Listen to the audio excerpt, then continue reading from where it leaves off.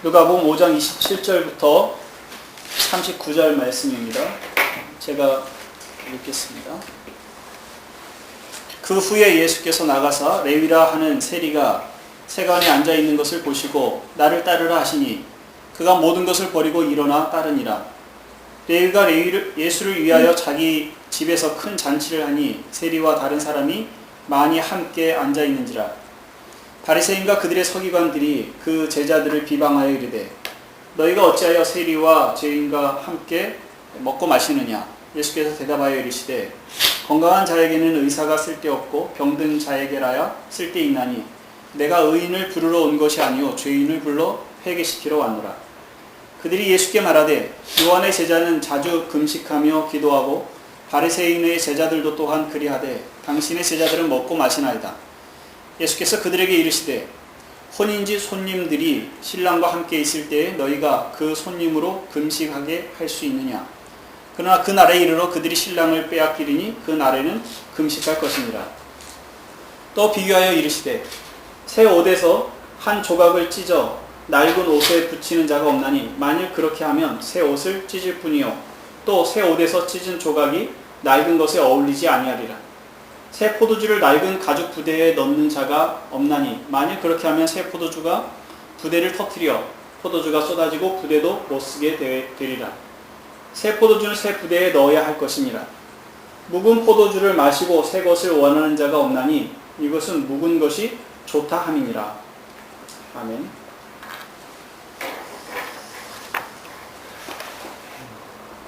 누가는 지금 이 본문을 통해서 여러 가지 주제를 말하고 있습니다.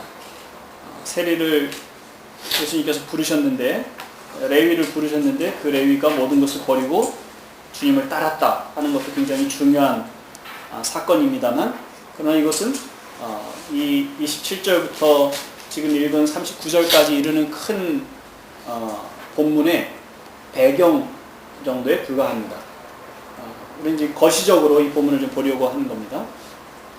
죄인을 회개시키러 오셨다는 것이 주님이 오신 목적이라고 밝히고 있는 것도 굉장히 중요한 말씀이고 또 금식에 대한 주님의 입장도 중요합니다. 그러나 지금 이 전체 문맥은 임하는 하나님의 나라, 임한다라는 걸 도래한다라고 보통 이렇게 신학적인 용어로 쓰는데 하나님의 나라가 이 땅에 도래하는 것과 그리고 이미 이 땅에 자리를 잡고 있었던 그 율법주의자인 바리새인들과 충돌하고 있는 장면이 지금 이 장면입니다. 물론 앞에서 중풍병자의 죄를 용서해 주시는 장면에 바리새인이 등장을 합니다.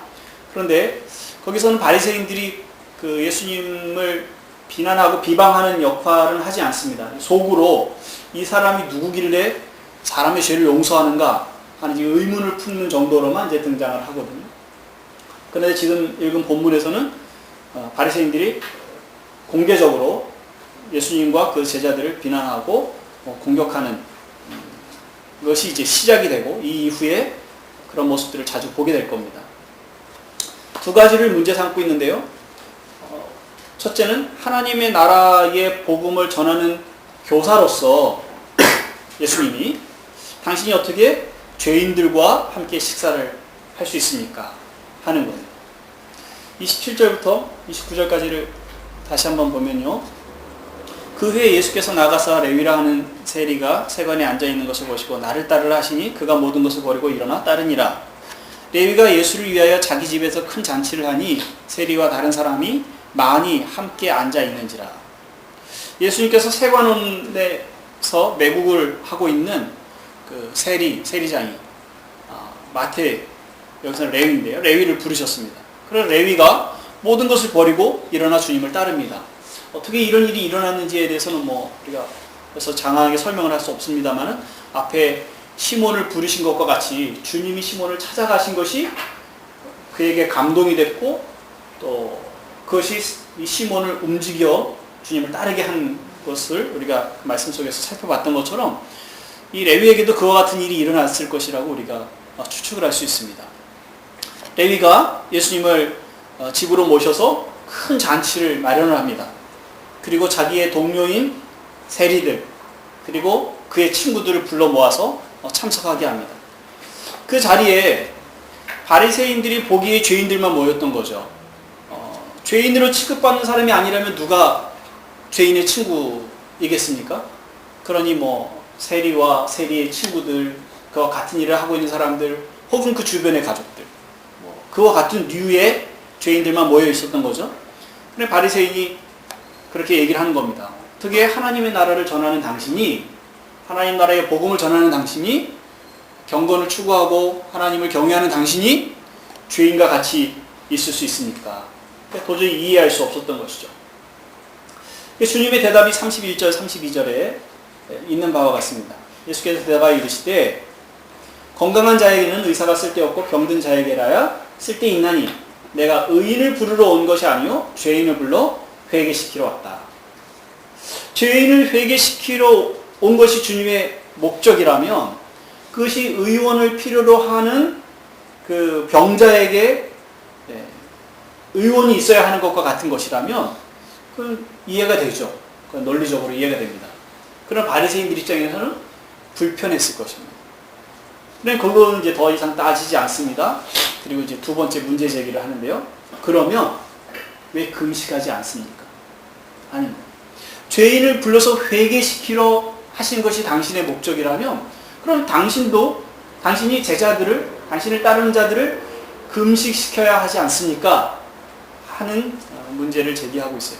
왜 그러냐면 금식은 회개와 중요한 연결점이 있습니다. 구약에 금식을 명령한 공식적인 날은 1년에 하루입니다. 하루. 민족 전체를 위해서 속죄를 하는 속죄일이 있습니다. 그러니까 이 이스라엘의 7째 달 열흘 되는 날은 속죄일이에요. 그래서 온 민족을 위해서 소를 하나님께 드리고 또 양을 죽이는 의식을 하고 그 이스라엘 백성들은 그 며칠 전부터 계속 자기의 죄를 생각하고 민족의 죄를 생각하고 하나님께 회개하는 그런 시간을 갖고 그 당일날은 금식을 합니다. 그런데 이런 그 금식이 조금 시간이 지나서 이제 바리새인들에게는 일주일에 2번 하는 금식으로 바뀌었습니다만 어쨌든 이 금식은 회개와 굉장히 중요하게 밀접하게 연결이 되어 있습니다.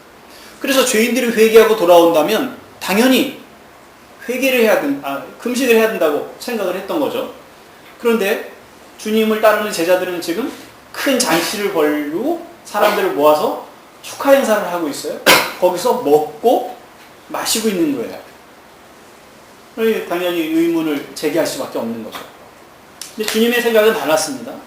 주님이 대답하시기를 34절, 35절에 예수께서 그들에게 이르시되 혼인집 손님들이 신랑과 함께 있을 때에 너희가 그 손님으로 금식하게 할 수 있느냐. 그러나 그 날에 이르러 그들이 신랑을 빼앗기리니 그 날에는 금식할 것이니라. 그렇죠. 혼인을 하면 여러 날 연애를 합니다. 그리고 하객들이 와서 음식을 먹고 포도주를 마시고 축하를 하죠. 그때 그 친구들이 금식을 할 수 있습니까? 왜 신랑 신부가 금식하는지 얘기를 안 하고 친구라고 얘기했을까? 그런 건 크게 중요하진 않습니다만은 그러나 가장 기뻐하는 사람이 누굴까요? 신랑일까요? 신부일까요? 물론 신랑 신부가 즐거워할 겁니다만은 그 신랑의 친구가 즐거워하는 그 즐거움 또한 만만치 않습니다. 그런 가장 가까운 친구가 결혼을 하는 경험을 해보신 분들이 그런 경험이 있을 거라고 생각이 들어요. 저는 좀 오래됐습니다만 20대 후반에 가까이 교제하던 친구가 결혼을 했어요. 근데 그 결혼식을 위해서 제가 대구에서 군대 생활을 하고 있었는데 마침 외박 나오는 시기가 딱 맞아 떨어졌어요. 그래서 그 결혼식에 참여할 수 있었는데 3시간 반 정도의 시간을 기차 타고 올라오면서 그 기쁨이, 그 친구가 결혼한다는 거에 대한 그 기쁨이 저를 계속 설레게 하고 흥분하게 하더라고요. 너무 좋았습니다. 근데 그 경험이 이 말씀이 뭘 의미하는구나. 신랑의 친구가 즐거워한다는 것이 무엇이구나 하는 것을 경험했던 사건입니다. 그 신랑 친구가 즐거워하는 그 즐거움, 그 자리에 그 혼인잔치에 신랑이 함께 있을 때에 그 음식할 수 없는 것. 그거 같이 주님이 신랑 되신 주님께서 하나님의 나라를 이 땅에 임하게 하시는 바로 그분께서 사람들과 같이 혼인잔치와 같은 즐거움을 누리고 있는 그 자리에서 금식하게 할 수 없다고 지금 말씀하고 계시는 겁니다. 물론 신랑을 빼앗길 날이 있을 겁니다. 또는 주님이 십자가를 지시게 되는 그 고난의 시간이지요. 지금은 어떻습니까? 지금 우리 금식할 이유가 있습니다. 그러나 지금 우리가 금식하는 것은 자기를 괴롭히는 회개와 관련되어 있지 않고요. 하나님의 뜻이 무엇인지를 찾기 위해서, 거기에 집중하기 위해서 우리가 먹을 것과 일상적인 것을 끊는다는 의미에서의 금식이 필요한 거죠. 그런데 요즘에 금식을 강조를 하거나 금식하면서 기도하는 사람들의 그 중심의 태도에 뭐가 있죠? 내가 먹지도 않고 기도하는데 하나님이 내 기도를 들어주셔야만 한다라는 어떤 투쟁적인 그런 태도로서 금식을 선택하는 경우들이 많습니다. 우리 자녀들이 부모에게 뭔가를 얻어내기 위해서 나 밥 안 먹어, 뭐 해결할 때까지 밥을 안 먹겠다고 투정하는 것과 똑같은 거죠. 하나님을 그렇게 설득할 수 있을 거라고 생각하는 그런 생각으로 금식을 사용하는 것은 바리새인들이 가지고 있었던 금식과 다르지 않습니다. 그들은 자기들의 금식이 하나님의 의를 이룰 수 있다고 생각했던 거죠. 하나님께로부터 긍휼을, 자비를 얻어낼 수 있는 조건이라고 생각했던 것입니다. 그래서 금식을 선택했던 거죠. 그런데 금식은 그리고 그 어떤 것도 하나님 앞에서 자랑이 될 수 없습니다. 주님은 지금 이 혼인잔치의 이 비유를 말씀하시면서 앞에 4장 21절에 말씀하셨던 이 글이 오늘 너희 귀에 응하였느니라 하신 말씀을 지금 다시 하고 계시는 거예요. 하나님의 말씀이 이루어진 시대에 우리가 살고 있다. 하나님의 나라, 너희가 기다렸었지? 그 나라가 이미 여기에 와 있어. 내가 지금 그 나라를 실현하고 있는 거야. 그렇게 말씀하고 계시는 거예요. 이 두 시대가 충돌하고 있습니다. 하나님의 나라가 도래하고 있고요. 도래하고 있는 하나님의 나라와 그리고 그 나라를 기다려왔던 시대, 바리새인들이 살아왔던 그 시대 두 가지가 지금 충돌하고 있어요. 그리고 이 충돌이 얼마나 어려운 문제인지 그건 마치 그 유신 정권 아래 살았던 사람들과 민주화 시대에 살고 있는 사람들이 충돌하고 있는 것과 비슷하지 않나 하는 생각이 듭니다. 민주사회가 하나님의 나라라는 의미는 결코 아닙니다. 하나님의 나라는 예수 그리스도와 그를 믿는 가운데 일어나지 사람들이 선을 행하고 정의를 실천하는 것에서 나오는 것은 아닙니다. 그런데 이 사상적 갈등의 골이 얼마나 깊은지, 얼마나 받아들이기 어려운지가 지금 이 두 가지로 표현이 된다는 얘기예요. 전쟁과 반공 이데올로기의 교육을 받은 사람들은 북한을 찬양하는 말투 하나만 보고도 그 사람을 빨갱이라 그리고 격리시키고 잡아놓을 수 있는 능력을 가지고 있어요. 그분들은 민주사회의 그 시민들의 인권이나 자유나 이런 걸 받아들이기가 사실 굉장히 불편한 것 같습니다. 그들이 경험해보지 않았다는 거죠. 근데 반대로도 적용이 됩니다. 자유와 인권 교육을 받은 사람들은 과거에 그 전쟁을 경험하고 그 전쟁의 잔인함을 통해서 몸으로 겪었던 그 공산주의의 위험성, 그걸 우리는 충분히 이해한다고 할 수 없습니다. 그렇죠? 우리는 물론 책으로 접하고 지금의 공산주의의 모습들이나 북한의 실상들을 통해서 그들이 어떨 것이라고 생각을 합니다만, 그러나 실제로 그것을 경험했던 사람들의 상황과 그들의 입장을 우리가 다 이해할 수 있다고 생각할 수 없습니다. 이는 구시대와 신세대의 그런 갈등들, 그것이 그리스도 이전 시대와 그리고 그리스도의 은혜의 시대의 갈등에 견뎌질 수 있다고 생각이 됩니다. 그것이 얼마나 어울리기 힘든지 주님께서 비유로 말씀하고 계시는 거예요. 36절부터 보면 몇 가지 비유로 말씀하시죠. 또 비유하여 이르시되 새 옷에서 한 조각을 찢어 낡은 옷에 붙이는 자가 없나니 만일 그렇게 하면 새 옷을 찢을 뿐이요 또 새 옷에서 찢은 조각이 낡은 것에 어울리지 아니하리요 새 포도주를 낡은 가죽 부대에 넣는 자가 없나니 만일 그렇게 하면 새 포도주가 부대를 터뜨려 포도주가 쏟아지고 부대도 못 쓰게 되리라. 새 포도주는 새 부대에 넣어야 할 것입니다. 묵은 포도주를 마시고 새 것을 원하는 자가 없나니 이는 묵은 것이 좋다 합니다. 두 가지 비유를 하셨어요. 옷에 대한 비유와 포도주 비유. 낡은 옷이 있어요. 구멍이 났습니다. 구멍을 때우기 위해서 지금 입고 있는 이 제 새 옷을 찢어서 그 낡은 옷을 때우는 경우는 없습니다. 그러면 이 옷도 버리게 되고, 그리고 그 옷도 어울리지 않고, 그리고 새 천의 그 수축성이 그 낡은 옷을 끌어당겨서 낡은 옷을 더 헤어지게 한다. 그 얘기합니다. 얼마나 어울리지 않습니까? 새 포도주를 낡은 가죽 부대에 넣으면 그 낡은 가죽 부대가 그렇지 않아도 낡아 있는데 새 포도주가 발효되면서 거기서 나오는 그 가스 때문에 이 낡은 그 부대를 터뜨려 버린다는 거죠. 이게 어울리지 않습니다. 근데 어울리지 않는데 그럼 사람들은 뭘 선택할까요? 묵은 포도주, 오래된 포도주의 그 깊은 향과 맛을 경험해온 사람이 새 포도주를 원하지 않는 것처럼, 과거의 사상과 전통에 익숙해 있는 사람들이 새로운 것이 아무리 좋다 할지라도 그 새로운 것을 선택하게 되지 않는다. 그렇게 말씀하세요. 그럼 바리새인들은 오래된 전통과 과거의 율법에 익숙해 있는 사람들이에요. 새로운 것이 왔습니다. 그 새로운 것은 이들이 사실은 기다려왔던 거죠. 하나님의 나라예요. 하나님이 오셔서 통치하시는 걸 원했었어요. 그런데 그리스도가 오셨음에도 불구하고 그리스도를 받아들이기가 얼마나 어려운가. 그 길을 지금 주님이 하고 계시는 겁니다. 굉장히 안타까운 일이죠. 자기가 기다려왔던 것임에도 불구하고, 그것이 자기 눈앞에 있는데도 불구하고 자기 익숙한 것을 유지하느라 그 새 것을 원하지 않게 되는 것이에요.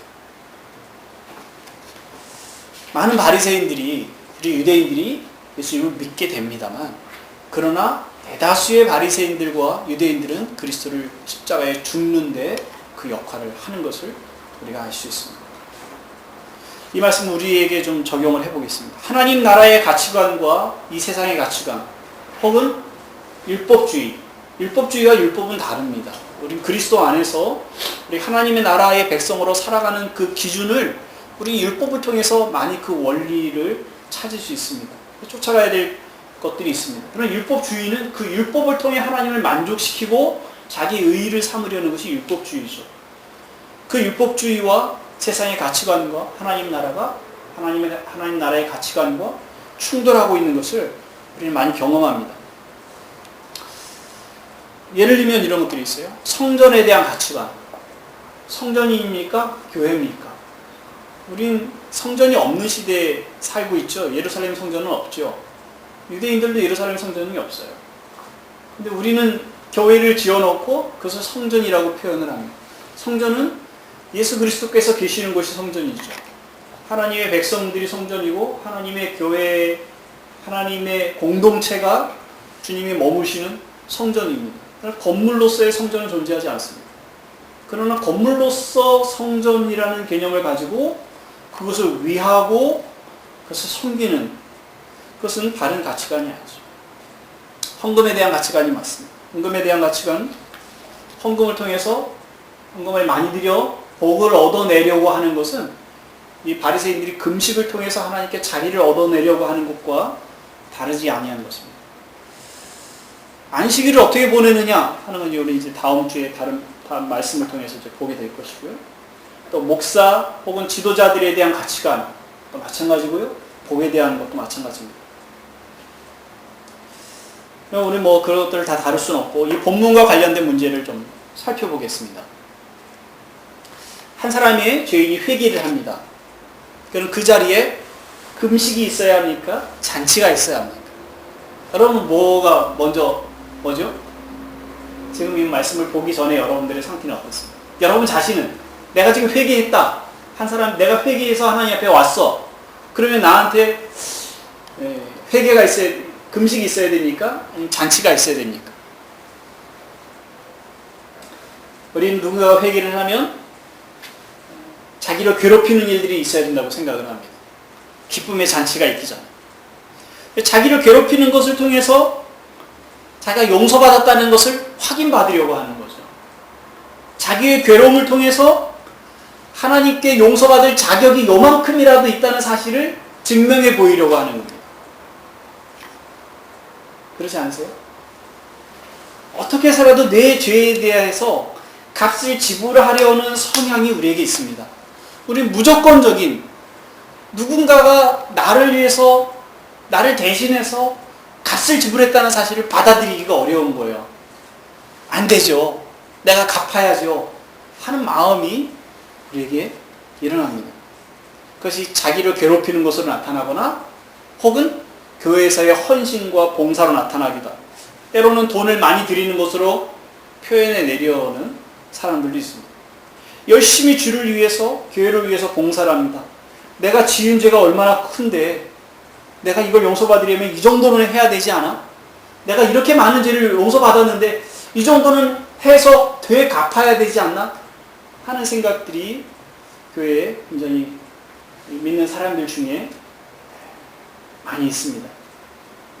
바리새인과 유대인들의 입장에서의 금식은 바로 그 속죄의 제사를 드려서 용서를 받았다는 확신을 갖게 되는 것과 같습니다. 자기 앞에서 양과 소가 죽는 것을 볼 때에 거기에 내가 이제 용서됐구나 하는 확신을 갖게 되는 거죠. 아무것도 죽지 않고 아무 수고도 하지 않고 아무 괴로움도 없고 회개를 위한 그 어떠한 대가도 내가 지불하지 않았는데 내가 이렇게 용서받았다는 확신으로 기뻐할 수 있을까? 받아들이기가 어려웠던 것입니다. 그런데 우리가 그리스도 안에서 볼 때 이 생각이 얼마나 어리석은 거를 아실 겁니다. 하나님 나라의 복음은 아무런 희생 없이 이루어진 것이 아닙니다. 주께서 죄인을 부르시고 그 죄인을 회개케 하시는데 소와 양이 죽지 않았습니다. 그냥 사람이 금식하는 것과 자기를 괴롭히는 것과는 비교가 되지 않는 괴로움이 그 안에 있지요. 하나님의 아들을 사람이 되게 하시고 하나님이 그 하나님의 아들을 사람의 죄를 위해서 죽게 하십니다. 하나님의 아들이 죄인을 찾아오셔서 그들과 함께 식사 자리에 계셔서 동료로 취급을 받으시고 그리고 그들을 위해 죄인과 같이 죄인의 입장에서 죽음을 당하시는 거예요. 그보다 더 큰 희생이 어디 있습니까? 그보다 더 큰 괴로움이 어디 있습니까? 그보다 더 큰 대가가 어디 있습니까? 충분한 대가가 이미 지불되었습니다. 충분한 값이 지불되었습니다. 단 내가 한 것이 아닌 거죠. 그리스도께서 하셨고 하나님의 대가를 지불하신 것입니다. 값싼 것이 아닙니다. 이보다 값비싼 대가가 어디 있습니까? 우리는 그 은혜를 힘입어 하나님께로 돌아온 것이에요. 그 은혜를 힘입어 하나님의 자녀가 된 것이에요. 그래서 우리는 하나님 앞에 담대하게 나아갈 수 있는 거죠. 그 피를 힘입었기 때문에, 그 그리스도의 생명을 의지하기 때문에. 율법을 지킨다고 하지만 사실은 율법의 본질이 아니라 외형만 지키고 있는 이 외식하는 바리새인들과 주님의 갈등을 우리가 지금 보고 있습니다. 이것이 구약의 사울과 사울의 아들 요나단이 겪었다는 사건에서 볼 수 있는데요.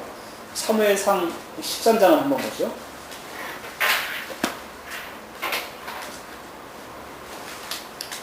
사무엘상 14장 13장부터 이스라엘과 블레셋의 전투가 있었습니다. 사울은 사무엘이 올 때까지 기다려야 되는데 기다리질 않고 자기가 직접 하나님께 제사를 드립니다. 번제를 드립니다. 그래서 사무엘이 와서 왕이 망령되게 행했습니다. 하나님이 당신을 버리기로 하셨습니다. 하는 얘기가 이제 13장의 얘기입니다. 그러니 사울이 굉장히 비참한 상태에 놓이게 되고 전쟁은 이스라엘이 불리한 상태로 지금 진행이 되고 있었어요. 그럴 때 이제 요나단이 등장을 합니다. 14장 6절부터 좀 몇 절을 좀 읽어 내려가겠습니다. 14장 6절 427쪽, 구약성경 427쪽인데요. 요나단이 자기의 무기를 든 소년에게 이르되 우리가 이 할례받지 않은 자들에게로 건너가자. 여호와께서 우리를 위하여 일하실까 하노라. 여호와의 구원은 사람이 많고 적음에 달리지 아니하였느니라. 무기를 든 자가 그에게 이르되 당신의 마음에 있는 대로 다 행하여 앞서 가소서. 내가 당신과 마음을 같이하여 따르리이다. 요나단이 이르되 보라, 우리가 그 사람에게로 건너가서 그들에게 보이리니 그들이 만일 우리에게 이르기를 우리가 너희에게로 가기를 기다리라 하면 우리가 있는 곳에 가만히 서서 그들에게로 올라가지 말 것이요, 그들이 만일 말하기를 우리에게로 올라오라 하면 우리가 올라갈 것은 여호와께서 그들을 우리 손에 넘기셨음이니 이것이 우리에게 표징이 되리라 하고, 둘이 다 블레셋 사람에게 보이매 블레셋 사람이 이르되 보라, 히브리 사람이 그들이 숨었던 구멍에서 나온다 하고, 그 부대 사람들이 요나단과 그의 무기를 든 자에게 이르되 우리에게로 올라오라, 너희에게 보여줄 것이 있느니라 한지라. 요나단이 자기의 무기를 든 자에게 이르되 나를 따라 올라오라, 여호와께서 그들을 이스라엘의 손에 넘기셨느니라 하고, 요나단이 손발로 기어 올라갔고 그 무기를 든 자도 따랐더라. 블레셋 사람들이 요나단 앞에 엎드러지매 무기를 든 자가 따라가며 죽였으니 요나단과 그 무기를 든 자가 반나절 가리 땅 안에서 처음으로 쳐 죽인 자가 20명 가량이라. 들에 있는 진영과 모든 백성들이 공포에 떨었고 부대와 노략군들도 떨었으며 땅도 진동하였으니 이는 큰 떨림이었더라. 나중에는 블레셋 사람들이 자기들끼리 서로 전쟁을 하는 일들이 벌어집니다. 여기서 하나님께서 어떻게 요나단에게 이 일을 지시하셨거나 뭐 이런 얘기들은 담겨져 있지 않습니다만은 하나님이 어떻게 요나단을 돕고 계시는지가 지금 보여지고 있습니다. 그런데 반면 지금 사울왕은 뭘 하고 있었는지 아십니까? 사울왕은 말씀을 지키지 않아서 사무엘에게 지금 엄한 책망을 들은 상태였는데요. 그는 회개하거나 은혜를 구하지 않습니다. 그는 하나님을 의지하지 않고 하나님의 법궤를 의지합니다. 자기 진영에 하나님의 법궤가 있다는 사실을 의지합니다. 그리고 전쟁 중임에도 불구하고 백성들에게 금식을 하게 하는데 하나님이 우리에게 은혜를 주셔서 이 전쟁에 이기게 하기까지 너희가 먹지 마라, 이런 명령을 합니다. 이 적절하지 못한 명령, 금식 명령 때문에 사울은 이 전쟁을 이 전쟁의 승리를 충분히 누리지 못합니다. 백성들을 지치게 하고 하마터면 하나님과 동행했던 이 요나단을 죽이게 되는 그런 상황에 이르게 될 수도 있었습니다. 그리고 백성들이 하나님이 함께한 요나단을 죽일 수 없다. 그래서 백성들이 말려서 겨우 죽음을 모면하게 됩니다. 이것이 주님이 불러 회개한 사람의 태도와 바리새인들의 태도입니다. 하나님과 동행한 요나단은 하나님 앞에 담대함으로 나가 그 일을 행합니다. 그러나 하나님을 알지 못하고 하나님과 친밀한 관계에 있지 아니한 그런 하나님의 법궤를 의지하고 금식을 선택해서 하나님의 은혜를 어찌해 받아내려고 했던 사울은 오히려 그 공동체를 위기 가운데 몰아넣는 그런 행동을 하게 되는 거죠. 거기에는 정죄, 의무, 두려움, 그런 것들만 존재합니다. 존 스토트 목사님이 그리스도의 십자가라는 유명한 책을 쓰시는데, 그 책에서 하나님과의 친밀한 관계의 특징, 하나님과의 친밀한 관계의 특징을 세 가지로 얘기합니다. 첫째는 담대함, 하나님께 담대하게 나아갈 수 있다는 거죠. 두 번째는 사랑, 하나님을 사랑하는 자가 되고 하나님의 사랑을 누리는 자가 되고, 또 하나님과 친밀한 사람을 사랑하는 자가 되고, 셋째로 기쁨을 얘기합니다. 기쁨. 예수께서 임하게 하시는 하나님의 나라는 담대함과 사랑과 기쁨이 있는 곳이에요. 죄인들이 하나님 앞에 담대히 나아갈 뿐만 아니라 하나님을 사랑하고 그리고 그 안에서 기쁨이 가득한 거죠. 바울이 그렇게 표현을 합니다. 하나님의 나라는 먹는 것과 마시는 것이 아니요. 지금 이 바리새인들의 관심은 어디 있죠? 먹고 마시는 것에 지금 관심이 있어요. 어떻게 죄인들과 함께 먹고 마시느냐? 어떻게 당신의 제자들은 먹고 마시는 데에 관심이 있느냐? 하나님 나라는 먹는 것과 마시는 것이 아니고 오직 성령 안에 있는 의와 성령과 희락이라. 그렇게 말합니다. 그리스도인과 그 공동체의 기쁨을 방해하는 것, 그것이 뭐예요? 그는 사울이요? 바리새인과 같은 이들의 그 율법적인 태도, 정죄하는 시각, 무서워하는 종의 영에 지배받고 있는 사람들의 가르침, 이런 것이 기쁨을 상실하게 합니다. 하나님의 나라가 임한 교회, 하나님의 나라 안에서 살고 있는 백성들은 그 기쁨을 표현해내야 하며 그 기쁨 속에 살아가야 되는 거죠. 우리 기쁨으로 초대를 받았습니다. 시편 126편 1절 3절에 포로에서 돌아온 이스라엘 백성들의 그 기쁨을 표현하고 있는데요. 여호와께서 시온의 포로를 돌리실 때 우리가 꿈꾸는 것 같았도다. 그때 우리 입에는 웃음이 가득하고 우리 혀에는 찬양이 찼었도다. 열방 중에서 말하기를 여호와께서 저희를 위하여 대사를 행하셨다 하였도다. 여호와께서 우리를 위하여 대사를 행하셨으니 우리는 기쁘도다. 입에 웃음이 가득하여 그 혀에 찬양이 가득하다고 말합니다. 누가는 이 누가복음을 마치면서 이렇게 마치는데요. 24장 52절 53절에 저희가 그에게 경배하고 큰 기쁨으로 예루살렘에 돌아가 늘 성전에서 하나님을 찬송하니라. 기쁨의 공동체라고 얘기하면서 마치는 거예요. 그리고 사도행전에서 성령이 그들에게 임했을 때 그들은 날마다 이 일을 힘쓰는데 그들에게 기쁨이 가득했다 얘기합니다. 8장에도 보면 그 제자들은 기쁨이 늘 충만했다고 얘기합니다. 성령이 충만함. 에베소 5장 18절에 술 취하지 말라 이는 방탕한 것이 오직 성령으로 충만함을 받으라라고 얘기할 때 성령의 충만한 표징이 뭐냐면 시와 찬송과 신령한 노래들로 서로 화답하며 너희 마음으로 주께 노래하며 찬송하며. 불교나 이슬람에는 찬송이 없다며. 그들이 모여서 그들이 기도하는 것들은 의무의 기도들이에요. 신에게 도움을 요청하는 기도들밖에 없어요. 그러나 우리는 찬송이 있어요. 우리는 슬픔도 찬송으로 표현하고 우리 죄에 대한 고백도 찬송으로 노래로 표현해죠. 물론 기쁨을 노래로 표현하는 것은 말할 것도 없고 우리는 바벨론에 포로되어 갔다가 돌아오는 백성들과 같습니다. 해방을 맞았던 사람들이 길거리에 뛰쳐나와서 만세를 부르는 그때의 그 기쁨의 현장과 같은 그 기쁨이 우리에게 있어야 되는 것입니다. 있고요. 죄에 매여 있던 사람들, 우리를 찾아오셔서 우리를 부르신 그리스도로 인해 우리는 기쁨의 큰 잔치를 벌이고 있습니다. 예배가 그 한 장소입니다. 그러나 그 기쁨은 예배에 국한될 수가 없습니다. 우리 안에 있는 하나님의 나라가 예배 가운데만 있지 않지 않습니까? 우리가 살아가고 있는 모든 곳에 하나님의 나라가 있습니다. 거기 그리스도가 함께하고 계십니다. 그러면 그 현장들마다 기쁨의 자리가 되어야 되는 것이죠. 이미 우리 안에 기쁨의 샘이 있습니다. 마르지 않는 샘입니다. 그 기쁨의 샘에서 날마다 그 기쁨을 길러내야 됩니다. 그것이 그 기쁨의 샘을 넘쳐서 그 물이 그 밖으로 흘러나와 다른 사람들에게 전염될 수 있어야 됩니다. 다른 사람들까지도 그 기쁨의 맛을 보고 기쁨을 누릴 수 있어야 할 것입니다.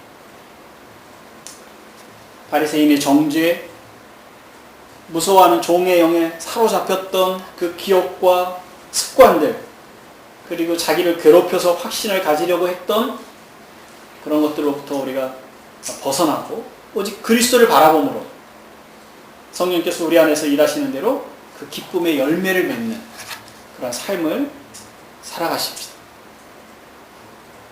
우리 공동체 또한 그 기쁨의 공동체가 되게 합시다. 하나님께 그러하듯이 또 우리 사이에도 담대함으로 나가고 사랑으로 나가고 기쁨으로 나가는 그런 은혜가 있기를 바랍니다. 함께 기도합시다. 하나님 아버지, 우리를 매었던 모든 것으로부터 자유케 하셔서 우리의 입에 웃음을 주시고 우리의 혀에 찬송의 노래 가사와 또한 음악을 주셔서 고맙습니다. 우리의 삶이 늘 기쁨의 삶일 수 있는데, 우리 안에 기쁨의 샘이 있는데 우리가 환경 때문에 또 여러 가지 이유들을 핑계대서 그래서 잊어버리고 살 때가 많이 있었습니다. 주님, 성령이 우리 안에 늘 그 기쁨의 열매가 맺어지기를 원하시는 것처럼 우리 또한 동일한 갈망을 가지고 살아가게 하시고 또한 환경의 지배를 받지 않냐는 기쁨이 우리의 삶에 넘쳐나도록 은혜를 허락하여 주옵소서. 주님, 저희가 또한 모여 함께 예배할 때 이 안에 기쁨이 가득하게 하시고 우리가 서로 공동체로 살아갈 때에 우리 서로에게 기쁨으로 다가갈 수 있도록 은혜를 주시고 우리가 어렵고 지치고 힘들 때조차도 우리가 다른 지체들로 인해서 그 기쁨의 도전을 받고 기쁨의 회복이 일어날 수 있도록 은혜를 허락하여 주옵소서. 또한 저희가 만나고 살아가는 사람들, 지쳐있고 위로가 필요한 자들에게 저희들이 기쁨이 되기를 원합니다. 사랑을 베푸는 자들이 되기를 원합니다. 정죄하지 않고 용납하고 품는 역할을 하기를 원합니다. 그들 안에서 기쁨의 요소들을 발견해낼 수 있는 그러한 말과 표정이 저희들을 통해서 나가기를 원합니다.